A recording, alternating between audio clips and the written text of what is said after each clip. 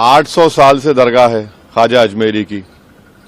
800 साल उस दौर में मुगलों ने हुकूमत की, बादशाह अकबर ने वहां पर बहुत कुछ तामीर करवाया।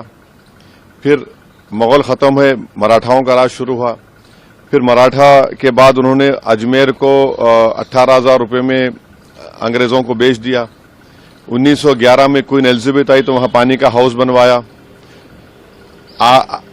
नेहरू से लेकर जितने प्रधानमंत्री बने वो वहां पर चादर भिजाते हैं। आप बताइए क्या करना चाह रहे हैं लोग? आखिर क्यों इतनी नफरत पैदा कर दिए बीजेपी आरएसएस वाले मस्जिद दरगाहों के ताल्लुक से? प्रधानमंत्री नरेंद्र मोदी खुद चादर भिजाते हैं। अब बताइए उस पर क्या बोलेंगे वो? उन्होंने मिनिस्ट्री ऑफ माइनॉरिटी अफेयर्स को पार्टी बनाया तो नरेंद्र मोदी की सरकार उसको बोलेगी कि वो दरगाह है ही नहीं है। प्लेसेस ऑफ वर्शिप एक्ट तो इस्तेमाल ही नहीं हो रहा। लोअर कोर्ट आखिर प्लेसेस ऑफ वर्शिप एक्ट को क्यों नहीं सुन रही हैं?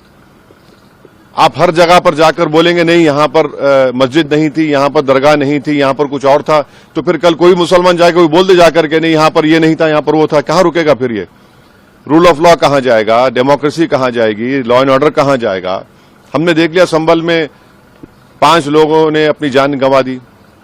इतना बड़ा गड़बड़ हो गई, वहां पर वायलेंस हो गया। तो ये तो देश के हित में नहीं है। जो सियासत नरेंद्र मोदी और आरएसएस कर रही है उससे देश कमजोर हो रहा है, उससे भाईचारगी कमजोर हो रही है, रूल ऑफ लॉ कमजोर हो रहा है। अब तो इनको जवाब देना पड़ेगा। ये जितने भी लोग हैं ये डायरेक्टली इनडायरेक्टली इनका ताल्लुक बीजेपी आरएसएस से है, उन्हीं के इशारों पर हरकत कर रहे हैं पूरा ये।